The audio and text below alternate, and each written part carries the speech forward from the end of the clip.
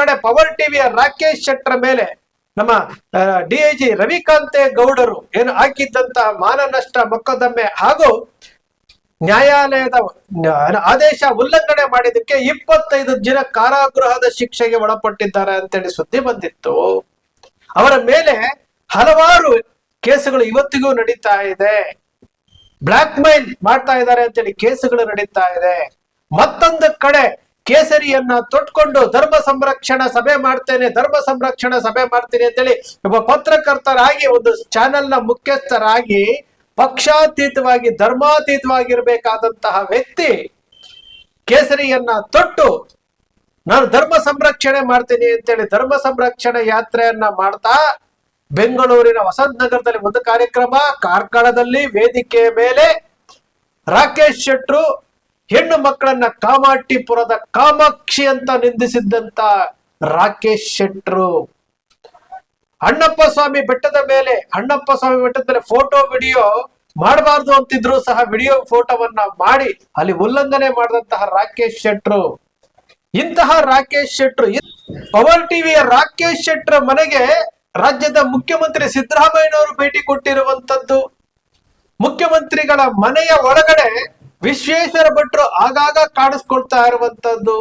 ಇತ್ತೀಚೆಗೆ ಸಿದ್ದರಾಮಯ್ಯನವರ ನಡೆ ಆಶ್ಚರ್ಯ ತರ್ತಾ ಇದೆ ನಮ್ಗೆಲ್ಲಾನು. ಒಂದು ಕಡೆ ಸಂವಿಧಾನ ಅಂತಾರೆ, ಒಂದ್ ಕಡೆ ನ್ಯಾಯ ಅಂತಾರೆ, ಒಂದ್ ಕಡೆ ಅಹಿಂದ ಅಂತಾರೆ, ಒಂದ್ ಕಡೆ ಶೋಷಿತರು ಅಂತಾರೆ. ವಿಶ್ವೇಶ್ವರ ಭಟ್ಟರು ನ್ಯಾಯಾಲಯದ ಆವರಣದಲ್ಲಿ ನಿಂತು ವಕೀಲರ ಸಮ್ಮುಖದಲ್ಲಿ ನಂದು ತಪ್ಪಾಯ್ತು, ಕ್ಷಮಿಸಿ ಕ್ಷಮಿಸಿ ಕ್ಷಮಿಸಿ ಅಂತ ಕೇಳ್ತಾರೆ. ಮತ್ತೊಂದು ಕಡೆ ರಾಯಚೂರು ಜಿಲ್ಲೆ ಮಾನ್ವಿನಲ್ಲಿ ತಪ್ಪಾಯ್ತು ಅಂತೇಳಿ ಒಂದು ಕ್ಷಮೆ ಕೇಳ್ತಾರೆ. ವಿಶ್ವೇಶ್ವರ ಭಟ್ಟರ ಪತ್ರಿಕೆ ವಿಶ್ವವಾಣಿ ಪತ್ರಿಕೆ ವರ್ಷಕ್ಕೆ 2 ಕೋಟಿಗೂ ಹೆಚ್ಚು ಸರ್ಕಾರಿ ಜಾಹೀರಾತು ತಗೊಳ್ತಾ ಇದ್ದಾರೆ. ಆದ್ರೆ ಪತ್ರಿಕೆ ಎಲ್ಲಿ ಪ್ರಿಂಟ್ ಆಗ್ತಾ ಇದೆ, ಎಷ್ಟು ಪ್ರಿಂಟ್ ಆಗ್ತಾ ಇದೆ ಗೊತ್ತಿಲ್ಲ. ABC ಸರ್ಟಿಫಿಕೇಶನ್ ಇಲ್ವೇ ಇಲ್ಲ. ಮತ್ತೊಂದು ಕಡೆ ಪವರ್ ಟಿವಿಯ ರಾಕೇಶ್ ಶೆಟ್ಟರ ಮೇಲೆ ನಮ್ಮ ಡಿಐಜಿ ರವಿಕಾಂತೆ ಗೌಡರು ಏನು ಹಾಕಿದ್ದಂತ ಮಾನನಷ್ಟ ಮೊಕದ್ದಮೆ ಹಾಗೂ ನ್ಯಾಯಾಲಯದ ಆದೇಶ ಉಲ್ಲಂಘನೆ ಮಾಡಿದಕ್ಕೆ 25 ದಿನ ಕಾರಾಗೃಹದ ಶಿಕ್ಷೆಗೆ ಒಳಪಟ್ಟಿದ್ದಾರೆ ಅಂತೇಳಿ ಸುದ್ದಿ ಬಂದಿತ್ತು. ಅವರ ಮೇಲೆ ಹಲವಾರು ಕೇಸುಗಳು ಇವತ್ತಿಗೂ ನಡೀತಾ ಇದೆ. ಬ್ಲಾಕ್ ಮೇಲ್ ಮಾಡ್ತಾ ಇದ್ದಾರೆ ಅಂತೇಳಿ ಕೇಸುಗಳು ನಡೀತಾ ಇದೆ. ಮತ್ತೊಂದು ಕಡೆ ಕೇಸರಿಯನ್ನ ತೊಟ್ಕೊಂಡು ಧರ್ಮ ಸಂರಕ್ಷಣಾ ಸಭೆ ಮಾಡ್ತೀನಿ ಅಂತೇಳಿ ಒಬ್ಬ ಪತ್ರಕರ್ತರಾಗಿ ಒಂದು ಚಾನೆಲ್ ನ ಮುಖ್ಯಸ್ಥರಾಗಿ ಪಕ್ಷಾತೀತವಾಗಿ ಧರ್ಮಾತೀತವಾಗಿರ್ಬೇಕಾದಂತಹ ವ್ಯಕ್ತಿ ಕೇಸರಿಯನ್ನ ತೊಟ್ಟು ನಾನು ಧರ್ಮ ಸಂರಕ್ಷಣೆ ಮಾಡ್ತೀನಿ ಅಂತೇಳಿ ಧರ್ಮ ಸಂರಕ್ಷಣಾ ಯಾತ್ರೆಯನ್ನ ಮಾಡ್ತಾ ಬೆಂಗಳೂರಿನ ವಸಂತ ನಗರದಲ್ಲಿ ಒಂದು ಕಾರ್ಯಕ್ರಮ, ಕಾರ್ಕಳದಲ್ಲಿ ವೇದಿಕೆಯ ಮೇಲೆ ರಾಕೇಶ್ ಶೆಟ್ರು ಹೆಣ್ಣು ಮಕ್ಕಳನ್ನ ಕಾಮಾಟಿಪುರದ ಕಾಮಾಕ್ಷಿ ಅಂತ ನಿಂದಿಸಿದ್ದಂತ ರಾಕೇಶ್ ಶೆಟ್ರು ಅಣ್ಣಪ್ಪ ಸ್ವಾಮಿ ಬೆಟ್ಟದ ಮೇಲೆ ಫೋಟೋ ವಿಡಿಯೋ ಮಾಡಬಾರ್ದು ಅಂತಿದ್ರು ಸಹ ವಿಡಿಯೋ ಫೋಟೋವನ್ನ ಮಾಡಿ ಅಲ್ಲಿ ಉಲ್ಲಂಘನೆ ಮಾಡಿದಂತಹ ರಾಕೇಶ್ ಶೆಟ್ರು. ಇಂತಹ ರಾಕೇಶ್ ಶೆಟ್ರು ಇತ್ತೀಚೆಗೆ ಬಹಳ ದಿವಸ ಆಗಿಲ್ಲ, 1 ತಿಂಗಳ ಮೇಲಾಗಿದೆ, ನ್ಯಾಯಾಲಯದ ಆದೇಶ ಆಗಿದೆ. ಮುಖ್ಯಮಂತ್ರಿಗಳಿಗೆ ಗೊತ್ತಾಗ್ಲಿಲ್ವಾ ಅಥವಾ ಮುಖ್ಯಮಂತ್ರಿಗಳ ಜೊತೆನಲ್ಲಿ ಆಪ್ತ ಕಾರ್ಯದರ್ಶಿಗಳು ಮಾಧ್ಯಮ ಸಲಹೆಗಾರರಿದ್ದೀರಲ್ಲ, ಯಾಕೆ ನೀವ್ ಯಾರು ಹೇಳೋದೇ ಇಲ್ವಾ? ವಿಶ್ವೇಶ್ವರ ಭಟ್ರು ಏನು ಗೌರಿ ಹತ್ಯೆ ವಿಚಾರದಲ್ಲಿ ಗೌರಿಯನ್ನ ಯಾವ ರೀತಿ ಟೀಕೆ ಮಾಡಿದ್ರು, ಗೌರಿ ಲಂಕೇಶನ್ನ ಯಾವ ರೀತಿ ಟೀಕೆ ಮಾಡ್ತಿದ್ರು, ಇಲ್ಲಿ ಇಷ್ಟೆಲ್ಲಾ ಗೊತ್ತಿದ್ರು ಸಹ ವಿಶ್ವೇಶ್ವರ ಭಟ್ರು ಬಹಳಷ್ಟು ಬುದ್ಧಿವಂತರು. ಯಾವುದೇ ಸರ್ಕಾರ ಬರ್ಲಿ ಆ ಸರ್ಕಾರದ ಜೊತೆನಲ್ಲಿ ಅವರು ಇನ್ವಾಲ್ವ್ ಆಗ್ಬಿಡ್ತಾರೆ. ನಾವು ಇತ್ತೀಚೆಗೆ ನೋಡ್ತಾ ಇದ್ವಿ, ಮುಖ್ಯಮಂತ್ರಿಗಳ ಗೃಹ ಕಚೇರಿ ಕೃಷ್ಣಾದಲ್ಲಿ ಕಾವೇರಿಯಲ್ಲಿ ಇರುವಂತದ್ದು, ಮುಖ್ಯಮಂತ್ರಿಗಳ ಜೊತೆ ಕಾಣಿಸ್ಕೊಳ್ಳುವಂತದ್ದು, ಇವೆಲ್ಲವನ್ನೂ ಮಾಡಿದ್ದಾರೆ. ಜೊತೆಗೆ ತಪ್ಪು ಸಂದೇಶಗಳನ್ನ ಕೊಟ್ಟು ಇಲ್ಲಿ ವಕೀಲರ ಮುಂದೆ ಕ್ಷಮೆಯನ್ನ ಕೇಳಿದಂತದ್ದು ಜಗಜ್ಜಾಹೀರಾತಾಗಿದೆ. ಸ್ವಾಮಿ, ಎಂತವರ ಜೊತೆನಲ್ಲಿ ಕಾಣಿಸ್ಕೊಂತೀರಿ? ಹಾಗಾದ್ರೆ ಯಾವ ಸಂದೇಶ ಕೊಡ್ತಾ ಇದ್ದೀರಿ ಮುಖ್ಯಮಂತ್ರಿಗಳೇ? ಏನ್ ಬೇಕಾದ್ರೂ ತಪ್ಪು ಮಾಡ್ಬೋದಾ? ರಾಕೇಶ್ ಶೆಟ್ಟರ ಮೇಲೆ ಎಷ್ಟು ಕೇಸುಗಳಿದಾವೆ, ಇವತ್ತು ಎಷ್ಟು ಕೇಸುಗಳು ನಡೀತಾ ಇದ್ದಾವೆ. ಇತ್ತೀಚೆಗೆ ತಾನೆ ಹೆಣ್ಣು ಮಕ್ಕಳಿಗೆ ಕಾಮಾಟಿಪುರದ ಕಾಮಾಕ್ಷಿ ಅಂತೇಳಿ ವೇದಿಕೆ ಮೇಲೆ ಹೇಳಿದಂತಹ ಈ ಪತ್ರಕರ್ತರಿಗೆ ಅವರ ಮನೆಗೆ ಹೋಗಿ ನೀವು ಯಾವ ಸಂದೇಶ ಕೊಡ್ತಾ ಇದ್ದೀರಿ? ಹೆಣ್ಣು ಮಕ್ಕಳಿಗೆ ಬೆಲೆನೇ ಇಲ್ವಾ? ಹೆಣ್ಣು ಮಕ್ಕಳಿಗೆ ಬೆಲೆನೇ ಇಲ್ವಾ? ನಾವು ಸಿದ್ದರಾಮಯ್ಯನವರು ಅಂದ ತಕ್ಷಣನೇ ಎಲ್ಲೋ ಒಂದು ಕಡೆ ಎತ್ತರದ ಸ್ಥಾನದಲ್ಲಿ ನೋಡ್ತಾ ಇದ್ವಿ. ಶೋಷಿತ ವರ್ಗಕ್ಕೆ ಆಶಾಕಿರಣ ಅಂತ ಇದ್ವಿ, ಅಹಿಂದ ವರ್ಗಗಳ ಧ್ವನಿ ಅಂತ ಇದ್ವಿ. ಆಗ್ತಾ ಇರುವುದೆಂತದ್ದು, ಮನೆ ಯಾವುದೋ ಒಂದು ಕಾರ್ಯಕ್ರಮದಲ್ಲಿ ಕುತ್ಕೊಂಡು ಅಲ್ಲಿ ಏನು ಯಾರ್ಯಾರ ಜೊತೆ ಹೋಗ್ಬಾರ್ದು ಅದೆಲ್ಲವೂ ಹೋಗ್ತಾ ಇದ್ರೆ, ಆದ್ರೆ ನಿಮಗೋಸ್ಕರವಾಗಿ 24x7 ನೀವು ಮುಖ್ಯಮಂತ್ರಿ ಆಗ್ಬೇಕು ಅಂತ ನಿಮಗೆ ವೋಟ್ ಬ್ಯಾಂಕ್ ಆಗಿರುವಂತಹ ಅಹಿಂದ ವರ್ಗದಲ್ಲಿರುವಂತಹ ಪತ್ರಕರ್ತರನ್ನ ಎಷ್ಟು ಜನರನ್ನ ಬೆಳೆಸಿದ್ದೀರಿ. ಇವತ್ತು ಇಡೀ ಕರ್ನಾಟಕದಲ್ಲಿ ಅಹಿಂದ ವರ್ಗದ ಪತ್ರಕರ್ತರು, ಸ್ಯಾಟಲೈಟ್ ಚಾನೆಲ್ಗಳು, ಪತ್ರಿಕೆಗಳು ಎಷ್ಟಿದಾವೆ ಹೇಳ್ಬಿಡಿ. ಮುಖ್ಯಮಂತ್ರಿಗಳು ನಿಮ್ಮನ್ನೇ ನಾವು ಪ್ರಶ್ನೆ ಮಾಡ್ತಾ ಇದ್ದೀವಿ. ಯಾಕೆಂದ್ರೆ ನೀವು ಕಾರ್ಡ್ ಪ್ಲೇ ಮಾಡ್ತೀರಿ, ನೀವು ಅಹಿಂದ ಅಂತ ಕಾರ್ಡ್ ಪ್ಲೇ ಮಾಡ್ತೀರಿ, ಶೋಷಿತ ವರ್ಗ ಅಂತ ಕಾರ್ಡ್ ಪ್ಲೇ ಮಾಡ್ತೀರಿ. ಆ ಅಹಿಂದ ವರ್ಗದಿಂದ ಎಷ್ಟು ಜನ ಪತ್ರಕರ್ತರು, ಎಷ್ಟು ಸ್ಯಾಟಲೈಟ್ ಚಾನೆಲ್ಗಳಾಗಿದ್ದಾರೆ, ಅವ್ರಿಗೆ ಯಾವ ರೀತಿ ಪ್ರೋತ್ಸಾಹ ಕೊಡ್ತಾ ಇದ್ದೀರಿ ಅಂತೇಳಿ ಒಂದು ಸಾರಿ ಹೇಳ್ಬೋದಾ? ಬೇಸರ ಆಗುತ್ತೆ. ಎಷ್ಟು ಜನ ನಿನ್ನೆಯಿಂದ ಒಂದು 10 ರಿಂದ 12 ಫೋನ್ ಕಾಲ್ಗಳು ನನಗೆ ಬಂದಿರುವಂತದ್ದು. ಯಾಕೆ ನಿಮ್ಮ ಮುಖ್ಯಮಂತ್ರಿಗಳು ಈ ರೀತಿ ಮಾಡ್ತಾ ಇದಾರೆ? ನಮ್ಮ ಮುಖ್ಯಮಂತ್ರಿಗಳಲ್ಲಪ್ಪ, ರಾಜ್ಯದ ಮುಖ್ಯಮಂತ್ರಿಗಳು ಅಂತ ಹೇಳಿದ್ರೆ ನೀವು ಅಹಿಂದ ಅಹಿಂದ ಅಂತ ಹೇಳ್ತೀರಿ, ಶೋಷಿತರು ಅಂತ ನೀವು ಹೇಳ್ತಾ ಇರ್ತೀರಿ. ನಿಮಗೆ ಎಷ್ಟು ಅನುಕೂಲ ಮಾಡಿಕೊಟ್ಟಿದ್ದಾರೆ? ಶೋಷಿತ ವರ್ಗದಲ್ಲಿ ಎಷ್ಟು ಸ್ಯಾಟಲೈಟ್ ಚಾನೆಲ್ಗಳಿದೆ? ವಿಶ್ವೇಶ್ವರ ಭಟ್ರ ಜೊತೆನಲ್ಲಿ ಕಾಣಿಸ್ಕೊಂತಾರೆ, ವಿಶ್ವೇಶ್ವರ ಭಟ್ರನ್ನ ಹೊಗಳ್ತಾರೆ, ವಿಶ್ವೇಶ್ವರ ಭಟ್ರಿಗೆ ಅನಾರೋಗ್ಯ ಆಯ್ತು ಅಂತಂದ್ರೆ ಖುದ್ದಾಗಿ ಹೋಗಿ ಭೇಟಿ ಮಾಡ್ಕೊಂಡ್ ಬರ್ತಾರೆ. ಅದೇ ಶಶಿಧರ್ ಭಟ್ರು ಸುದ್ದಿವಾಹಿನಿ ಮಾಡಿದ್ರು, ಅದನ್ನ ಮುಚ್ಚಿಬಿಟ್ರು. ಸುದ್ದಿವಾಹಿನಿ ಮಾಡಿದಂತ ಶಶಿಧರ್ ಭಟ್ರು ಆಸ್ಪತ್ರೆಯಲ್ಲಿ ಇದ್ದಾಗ ಏನು ಸಿದ್ದರಾಮಯ್ಯನವರು ಹೋಗ್ಲೇ ಇಲ್ಲ. ಯಾಕಂದ್ರೆ ಶಶಿಧರ್ ಭಟ್ರು ಸಿದ್ದರಾಮಯ್ಯನವರ ಏನು ಶೋಷಿತ ವರ್ಗಗಳ ಪರವಾಗಿ ದನಿ ಎತ್ತದಂತವರು, ಹೋಗ್ಲೇ ಇಲ್ಲ.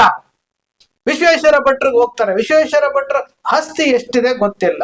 2 ಕೋಟಿಗೂ ಹೆಚ್ಚು ಜಾಹೀರಾತುಗಳನ್ನ, ಸರ್ಕಾರಿ ಜಾಹೀರಾತುಗಳನ್ನ ತೆಗೆದುಕೊಳ್ತಾ ಇದ್ದಾರೆ. ಇವತ್ತಿನವರೆಗೂ ಆ ಪತ್ರಿಕೆ ಎಷ್ಟು ಪ್ರಿಂಟ್ ಆಗ್ತಾ ಇದೆ ಅನ್ನೋದೇ ಗೊತ್ತಿಲ್ಲ. 2016ರಲ್ಲಿ ABC ಸರ್ಟಿಫಿಕೇಟ್ ಒಂದು ಕೊಟ್ಟಿದ್ದನ್ನ ಬಿಟ್ರೆ ವಾರ್ತಾ ಇಲಾಖೆಗೆ ABC ಸರ್ಟಿಫಿಕೇಟೇ ಕೊಟ್ಟಿಲ್ಲ. ಆದ್ರೂ ಸಹ ಸರ್ಕಾರ ಜಾಹೀರಾತು ಕೊಡ್ತಾನೆ ಇದೆ. ಯಾತಕ್ ಕೊಡ್ತಾ ಇದೆ ಅಂತಂದ್ರೆ, ಅಲ್ಲಿ ಸಿದ್ದರಾಮಯ್ಯನವರ ಹಿಂದೆ, ಮುಖ್ಯಮಂತ್ರಿಗಳ ಹಿಂದೆ ರೌಂಡ್ ಹೊಡಿತಾ ಇರ್ತಾರಲ್ಲ, ಅದು ಒಂದು ಸರ್ಟಿಫಿಕೇಟ್.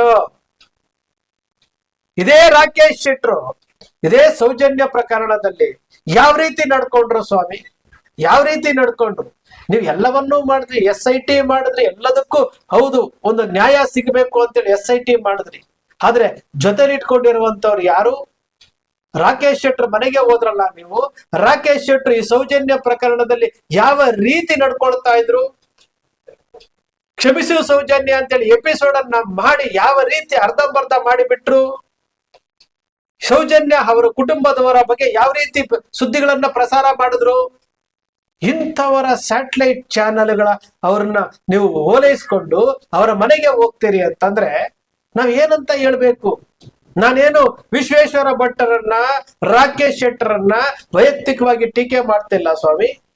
ನಾವ್ ಹೇಳ್ತಾ ಇರೋದು ಸಂವಿಧಾನಬದ್ಧವಾಗಿ ಒಬ್ಬರು ಮುಖ್ಯಮಂತ್ರಿಗಳು ಒಬ್ಬ ಆರೋಪ ಹೊತ್ತಿರುವಂತಹ, ಒಂದು ನ್ಯಾಯಾಲಯದಿಂದ ಶಿಕ್ಷೆ ಪ್ರಕಟ ಆಗಿರುವಂತಹ ಒಬ್ಬ ಪತ್ರಕರ್ತ ಅಂತ ಹೇಳ್ಕೊಂಡಿರುವಂತವರ ಮನೆಗೆ ಹೋಗ್ತೀರಿ ಅಂತಂದ್ರೆ ಯಾವ ಸಂದೇಶ ಕೊಡ್ತಾ ಇದೀರಿ ಅಂತ ನಾವು ಕೇಳ್ತಾ ಇರುವಂತದ್ದು. ನಿಮ್ಮನ್ನ ಫಾಲೋ ಮಾಡ್ತಾ ಇರುವಂತವ್ರು ಬಹಳಷ್ಟು ಜನ ಇದ್ದಾರೆ, ಲಕ್ಷಗಟ್ಲೆ ಇದ್ದಾರೆ. ಯಾವ ಸಂದೇಶ ಕೊಡ್ತೀರಿ? ನೀವು ಏನ್ ಬೇಕಾದ್ರೂ ಮಾಡ್ಬೋದು, ನೀವು ಏನ್ ಮಾಡಿದ್ರು ಸಹ ಅದು ಸೈ ಅನ್ಸ್ಕೊಳ್ಬಹುದು ಅಂತ ಕೊಡ್ತೀರಾ? ABC ಸರ್ಟಿಫಿಕೇಟ್ ಇಲ್ಲದೆ ವಾರ್ತಾ ಇಲಾಖೆಯಿಂದ 2,08,00,000 ರೂಪಾಯಿ ನೀವು ಜಾಹೀರಾತು ಪ್ರತಿ ವರ್ಷ ಜನರ ತೆರಿಗೆ ಹಣದಿಂದ ತಗೊಳ್ತಾ ಇದ್ರಿ. ಅದಕ್ಕೆ ಉತ್ತರ ಕೊಡ್ಬೇಕಲ್ಲ ಅವರು. ವಿಶ್ವೇಶ್ವರ ಭಟ್ರು ಕೊಡ್ತಾ ಇಲ್ಲ. ಎಲ್ಲಿ ದಾವಣಗೆರೆಗೆ ಎಲ್ಲಿದೆ ಪತ್ರಿಕೆ? ಚಿತ್ರದುರ್ಗದಲ್ಲಿ ಎಲ್ಲಿದೆ ಪತ್ರಿಕೆ? ಬೀದರ್ನಲ್ಲಿ ಎಲ್ಲಿದೆ ಪತ್ರಿಕೆ? ಹಾಗಾದ್ರೆ ದಾರಿ ತಪ್ಪಿಸ್ತಾ ಇಲ್ವಾ? ನಾವು ಸಹ ಅವರಿಗೆ ವೈಯಕ್ತಿಕವಾಗಿ ಪತ್ರ ಬರ್ದಿದ್ದೀವಿ, ABC ಸರ್ಟಿಫಿಕೇಟ್ ಕೊಡಿ ಅಂತೇಳಿ. ವಾರ್ತಾ ಇಲಾಖೆಯಿಂದ RTI ಮಾಹಿತಿ ತಕೊಂಡಿದ್ದೀವಿ. RTI ಮಾಹಿತಿ ಹೇಳ್ತಾ ಇದೆ 2016 ಬಿಟ್ರೆ ಇವ್ರು ABC ಸರ್ಟಿಫಿಕೇಟ್ ತಗೊಂಡಿಲ್ಲ ಅಂತ ಹೇಳ್ಬಿಟ್ಟು.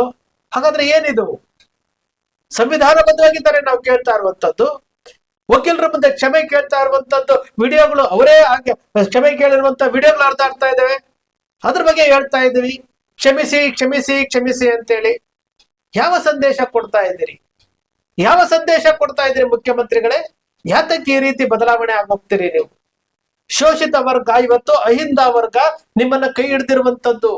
ನೀವು 2 ಬಾರಿ ಮುಖ್ಯಮಂತ್ರಿ ಆಗಿದ್ದಾಗ್ಲೂ ಸಹ ಈ ವರ್ಗ ಕೈ ಹಿಡಿದಿರುವಂತದ್ದು. ಈ ವರ್ಗದ ಪತ್ರಕರ್ತರನ್ನು ಬೆಳೆಸ್ತಾ ಇಲ್ಲ, ಈ ವರ್ಗದ ಒಬ್ಬ ಸ್ಯಾಟಲೈಟ್ ಚಾನೆಲ್ಗಳು ಇಲ್ಲ, ಇದ್ದಂತ ಒಂದು ಸುದ್ದಿ ಚಾನೆಲ್ ಅದನ್ನು ಕ್ಲೋಸ್ ಆಗೋಯ್ತು.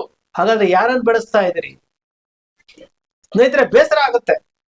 ಈ ರಾಜ್ಯದ ಮುಖ್ಯಮಂತ್ರಿಗಳು ಒಂದು ಸಿದ್ಧಾಂತ ಇಟ್ಕೊಂಡು ಏನೋ ರಾಜಕೀಯದಲ್ಲಿ ಇದ್ದಾರೆ, ಆಡಳಿತ ನಡೆಸ್ತಾ ಇದ್ದಾರೆ ಅಂತ ನಾವು ತಿಳ್ಕೊಂಡ್ವಿ. ಆದ್ರೆ ನಿನ್ನೆ ದಿವಸ ಏನೋ ಪವರ್ ಟಿವಿಯ ರಾಕೇಶ್ ಶೆಟ್ಟರ್ ಮನೆಗೆ ಹೋಗಿರುವಂತಹ ವಿಡಿಯೋ ಅದೇ ಪವರ್ ಟಿವಿಯಲ್ಲಿ ಬಂದಾಗ ಬಹಳ ಬೇಸರ ಆಗಿದ್ದು ಏನಂತಂದ್ರೆ, 1 ತಿಂಗಳ ಹಿಂದೆ ನ್ಯಾಯಾಲಯ ಅವರಿಗೆ ಶಿಕ್ಷೆ ಪ್ರಮಾಣವನ್ನು ಪ್ರಕಟ ಮಾಡಿತ್ತು ರವಿಕಾಂತೇಗೌಡರ ವಿಚಾರದಲ್ಲಿ.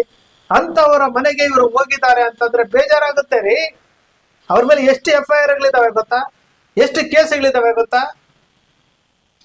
ಬೇಜಾರಾಗುತ್ತೆ.